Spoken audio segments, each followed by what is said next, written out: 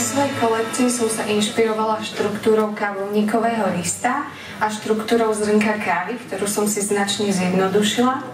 Ďalším nosným prvkom mojej kolekcie je riflovina, ktorá je vlastne symbolom kávy pre mňa, pretože kávu pijú aj mladí, aj starí a riflovinu nosia tiež aj mladí, aj starí.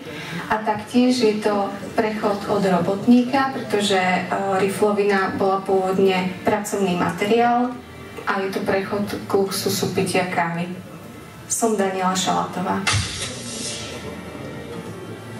Myslím si, že je to výborná príležitosť získať nové skúsenosti a vlastne dostať svoje modely na MOLO, na slovenskú scénu. Súčasná móda, myslím si, že je natoľko rozmanitá, že si každý má z čoho vyberať. A môj prínos, tak s kamarátkou dizajnérkou Martinou Laňkovou sme si založili značku pod názvom Malá Dáša, ktorá je vlastne charakteristická ručným potiskom.